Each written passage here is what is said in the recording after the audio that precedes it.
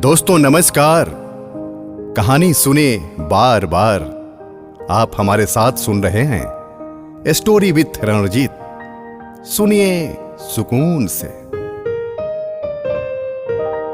आज मैं सुनाऊंगा सुभद्रा कुमारी चौहान की एक बेहद ही संवेदनशील और मार्मिक कहानी है, ग्रामीणा।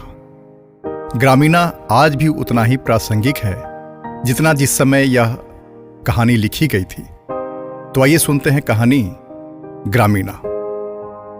पंडित रामधन तिवारी को परमात्मा ने बहुत धन संपत्ति दी थी, किंतु संतान के बिना उनका घर सूना था। धन धान से भरा पूरा घर उन्हें जंगल की तरह जान पड़ता। संतान की लालसा में उन्होंने न जाने कितने जप तप एवं विधान कराए और अंत में उनकी ढलती उम्र में पुत्र तो नहीं किंतु एक पुत्री का जन्म अवश्य हुआ।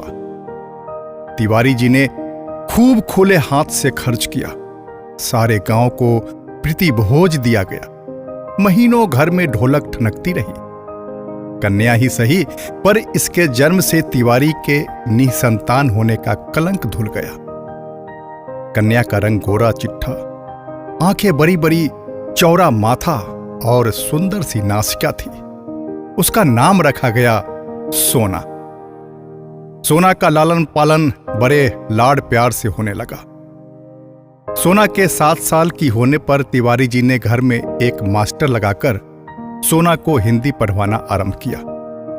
सोना ने थोड़े ही समय में रामायण महाभारत पढ़ना आरंभ कर दिया।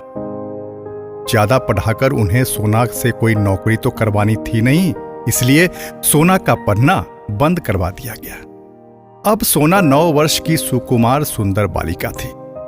उसकी सुंदरता और सुकुमारता को देखकर गांव के लोग कहते, तिवारी जी, आपकी बेटी देहात के लायक नहीं है। इसका ब्याह तो कहीं शहर में ही करना। सुनते हैं शहर में बड़ा आराम होता है। तिवारी जी की बहन जानकी का विवाह तो गांव में ही हुआ था, किंतु इधर कुछ समय से वह शहर में जाकर रहने लगी। जब कभी वह शहर से चौरे किनारे की साड़ी, आधी बांह का लेस लगा जैकेट, पैरों में काले काले स्लीपर पहनकर आती तो सारे गांव की स्त्रियां दौड़ दौड़ कर उसे देखने आती। जानकी के पति नारायण ने मिल में नौकरी कर ली थी। उसे 20 रुपए माहवार मिलते थे। अब वह देहाती न था, 16 आने की शहरी बाबू बन गया था। जब कभी गांव में जाता, कान में इत्र का फाहा जरूर रखता। गांव वालों को अपने जीवन से शहर का जीवन में सुखमय और शांतिदायक मालूम होता है। इन सब बातों को देखकर और सोना की सुकुमारता को देखते हुए सोना की मां नंदो ने निश्चय कर लिया था कि मैं अपनी सोना का विवाह शहर में ही करूंगी। किंतु सोना को कुछ ज्ञान नहीं था। वह तो अपने देहाती जीवन में ही मस्त थी। वह दिन भर स्वच्छंद फिरा करती। कभी कभी वह समय पर खाना खाने आ जाती और कभी कभी खेल खेल में खाना भी भूल जाती। सुंदर चीजें इकट्ठी करना और उन्हें देखने का उसे व्यसन सा था। गांव में उसे अपने जोर की कोई लड़की न मिलती, इसलिए किसी लड़की से उसका अधिक मेल जोल न था। नंदो को सोना की स्वच्छंद प्रियता पसंद न थी, किंतु वह सोना को दबा भी नहीं सकती थी। जब कभी वह सोना को इसके लिए कुछ कहती, तिवारी जी उसे आड़े हाथों लेते। कहते हैं, लड़की है, पराए घर तो उसे जाना ही पड़ेगा।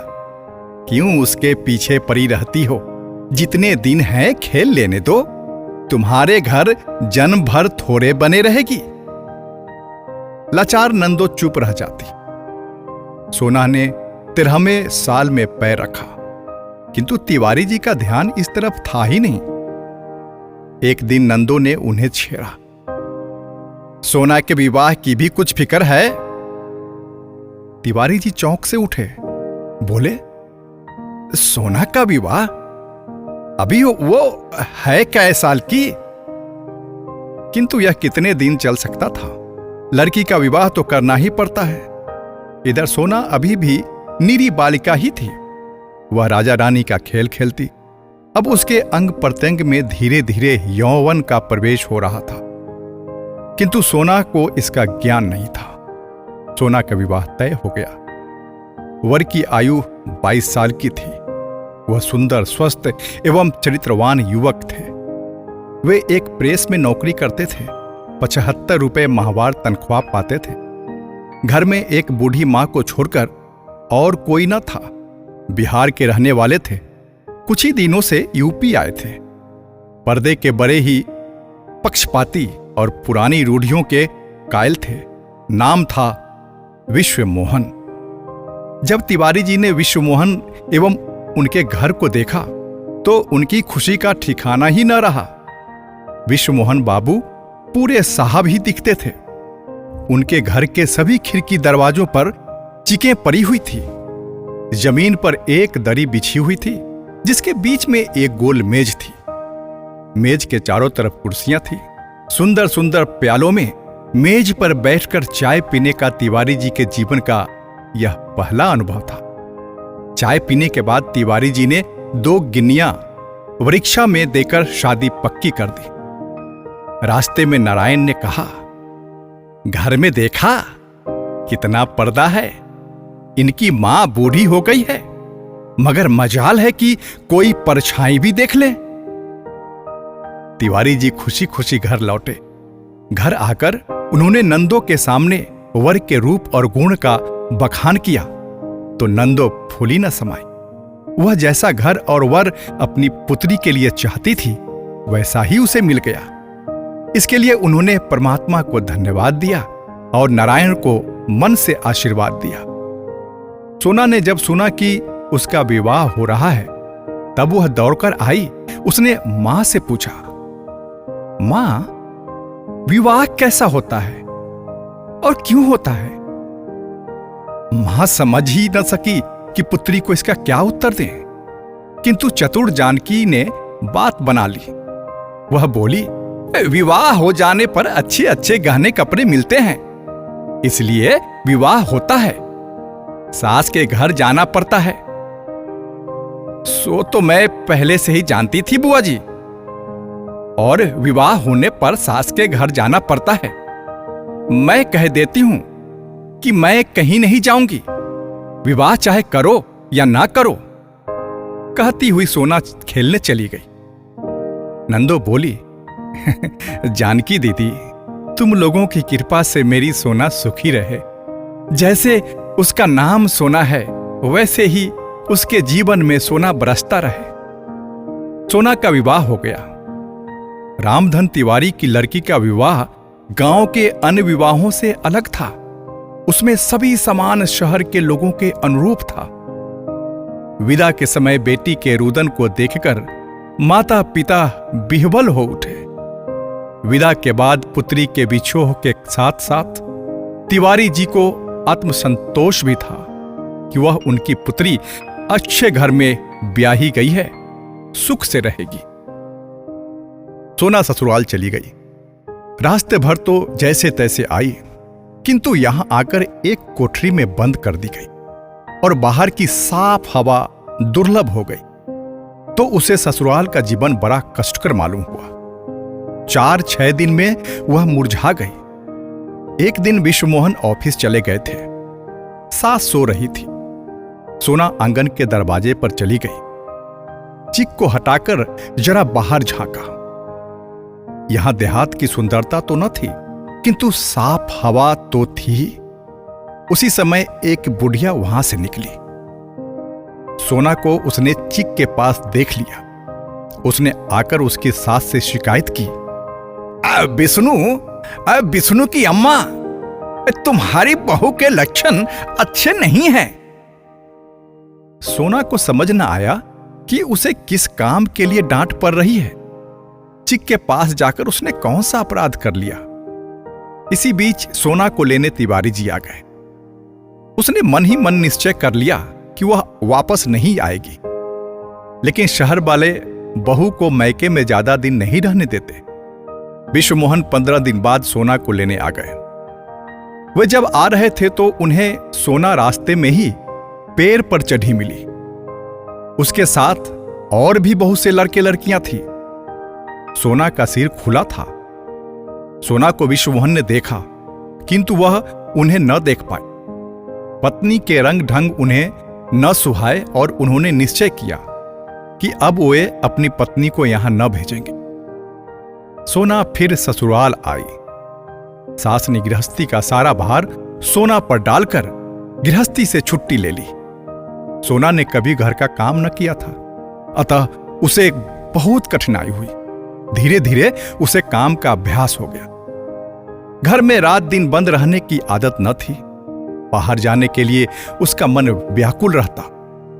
बाहर चना जोर गरम और अन्य आवाज सुनकर वह व्याकुल हो जाती। अपना यह जीवन उसे कैद खाना के समान लगता। सोना बहुत दिनों तक अपने आप को रोक न सकी। वह पति और सास की आंख बचाकर गृह कार्य के पश्चात कभी खिड़की कभी दरवाजे के पास खड़ी होकर या जैसा मौका मिलता जाकर खड़ी हो जाती। बाहर का दृश्य, हरे भरे पेड़ पत्तियां देखकर उसे कुछ शांति मिलती। मोहल्ले वालों से यह बात सहन न हुई। कल की आई हुई बड़े घर की बहू सदा खिड़की दरवाजों से लगी रहे। पुराने विचार वाले पर्दे के पक्षपातियों को सोना की हर बात में बुराई नजर आने लगी। इसी बीच किसी काम से सोना की सास को कुछ दिनों के लिए गांव जाना पड़ा। अब पति के ऑफिस जाने के बाद वह स्वच्छंद हिरनी की तरह फिरा करती। कोई रोक टोक करने वाला नहीं था। कभी कभी वह चिक से बाहर भी चली जाया करती। आसपास की कई औरतों से उसकी जान पहचान भी हो गई। वे लोग सोना के घर आने जाने लगी। वह लोग जो सोना से घुल मिलकर घंटों बातें किया करते थे, बाहर जाकर उसके विषय में न जाने क्या क्या कहते। धीरे धीरे इन बातों की चर्चा विश्वमोहन के कानों में भी जा पहुंची। उन्होंने गांव से अपनी मां को बुला भेजा। साथ ही सोना को भी समझा दिया कि वह संभल कर रहे। सास के आने पर सोना पर फिर पहरा बैठ गया। सोना का मन जरा सा मौका पाते ही साफ हवा के लिए मचल उठता और वह अपने को रोक न पाती। सख्त पर्दे में रह पाना उसके लिए कठिन हो गया। एक दिन विश्वमोहन को शहर से बाहर किसी काम से जाना पड़ा। सास खाना खाने के बाद लेट गई। सोना ने गृहस्थी का काम समाप्त करने के बाद कपड़े बदले और एक पुस्तक पढ़ने बैठ गई। पुस्तक कई बार पढ़ी हुई थी, इसलिए उसका मन उस पुस्तक में नहीं लग रहा था। उसी समय ठेले वाले ने आवाज दी, हर माल मिलेगा 2 पैसा, हर माल मिलेगा 2 पैसा। किताब फेंककर सोना दरवाजे की तरह दौड़ी। ठेले वाला दूर निकल गया था। निराश होकर वापस लौटने ही वाली थी कि पड़ोस में रहने वाला बनिए का लड़का फैजू दौड़ता हुआ आया और बोला, भौजी, ए भौजी, सुई धागा हो तो जरा मेरे कुर्ते का बटन टांग दो, मैं कुश्ती देखने जाता हूं। सोना ने पूछा, कुश्ती देखने जाते हो कि लड़ने?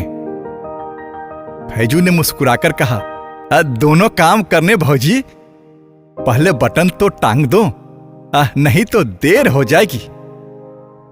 सोना सुई धागा लाकर बटन टांगने लगी। फैजू वहीं फर्श पर सोना से जरा दूर हटकर बैठ गया। गाड़ी 3 घंटे लेट थी। विश्वमोहन ने सोचा, यहां बैठे बैठे क्या करेंगे, चलें तब तक घर में बैठकर आराम करेंगे। सामान स्टेशन पर ही छोड़कर स्टेशन मास्टर की साइकिल लेकर विश्वमोहन घर पहुंचे। बैठक में फैजू को बैठा देखकर उसके तन बदन में आग लग गई। अपने गुस्से को पीकर चुपचाप अंदर आए, माता के पास आकर बैठ गए। सोना ज्यों त्यों किसी प्रकार बटन टांग कर कुर्ता फैजू को देकर अंदर आई। उसने स्वप्न में भी नहीं सोची थी कि जरा सी बात यहां तक बढ़ जाएगी। पति का चेहरा देखकर वह सहम गई। उसने डरते डरते पति से पूछा, कैसे लौट आए? विश्वमोहन ने रुखाई से उत्तर दिया, गाड़ी लेट है। सोना ने फिर पूछा, अब कब जाओगे?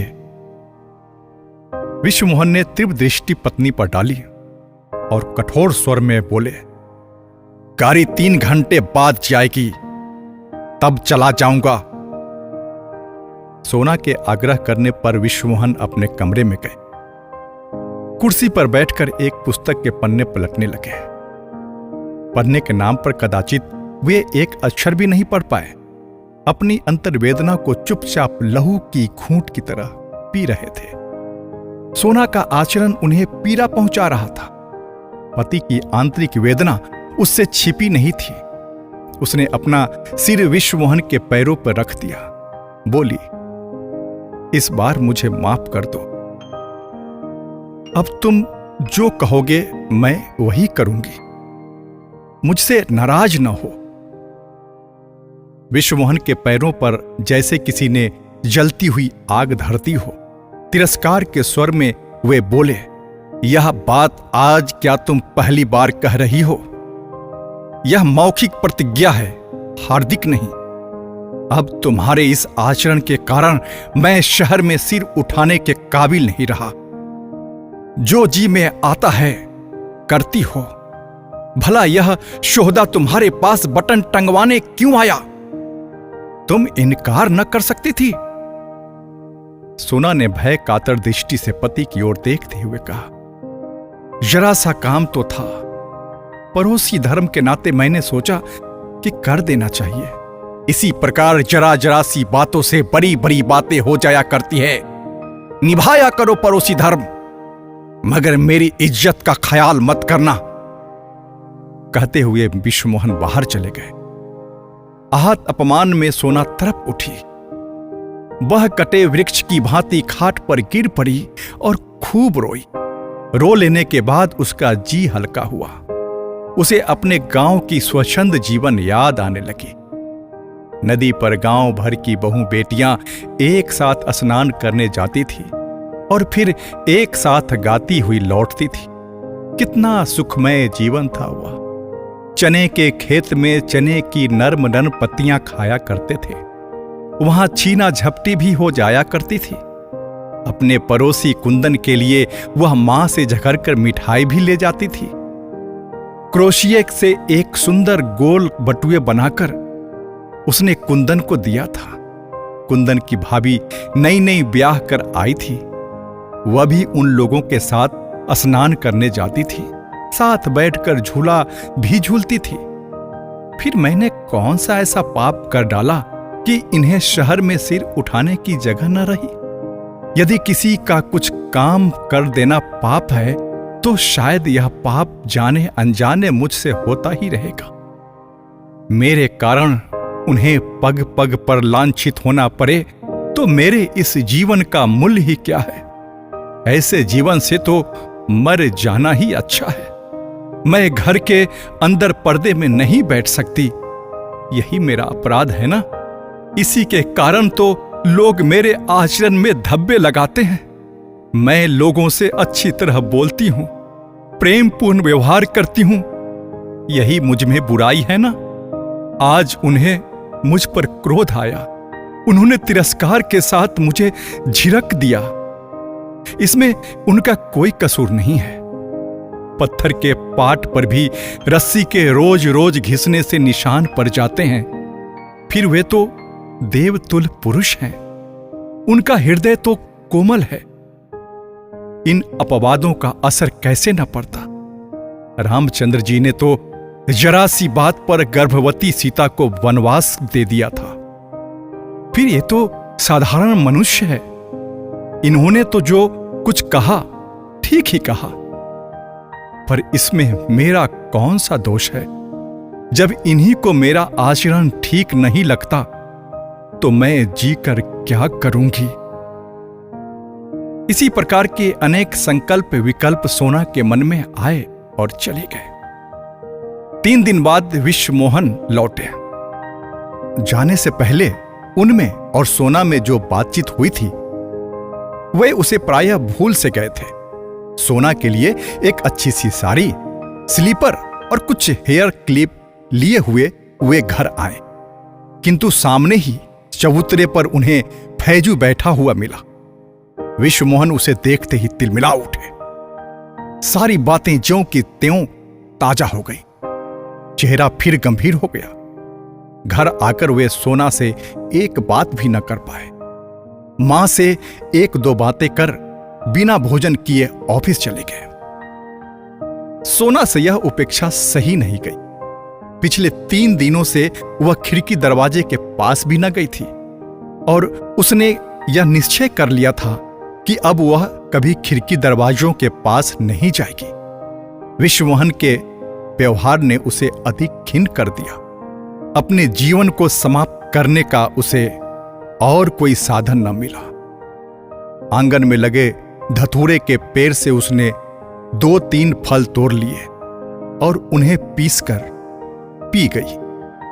कुछ ही क्षण बाद सोना के हाथ पैर अकड़ने लगे। उसकी जबान ऐंठ गई और चेहरा काला पड़ गया।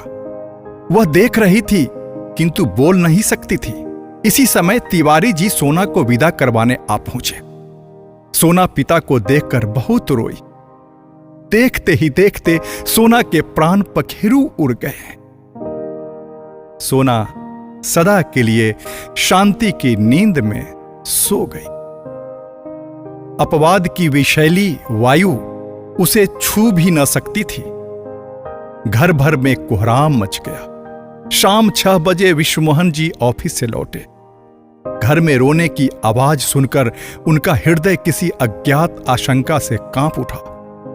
घर आकर देखा कि तिवारी जी कन्या की लाश को गोद में लेकर दहाड़े मारकर रो रहे थे। इसी बीच तिवारी जी कई बार कन्या को लेने आ चुके थे, किंतु विश्वमोहन ने विदा नहीं किया था। विश्वमोहन और तिवारी से कोई खास बातचीत न हुई। अंतिम संस्कार के बाद जब विश्वमोहन लौटे तो मेज पर उन्हें सोना का पत्र प्राप्त हुआ। मेरे देवता, मैं मर रही हूं। मरने वाला झूठ नहीं बोला करता। आज तो अंतिम बार विश्वास कर लेना, मैं निर्दोष थी।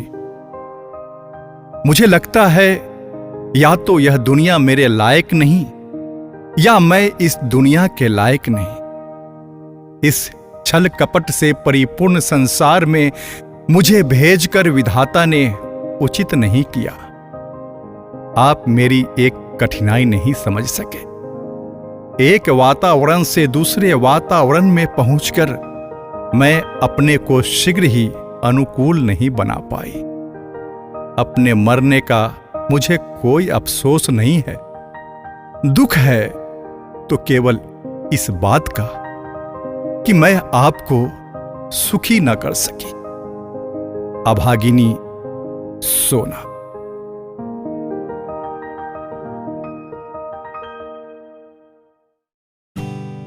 दोस्तों, ये कहानी कैसी लगी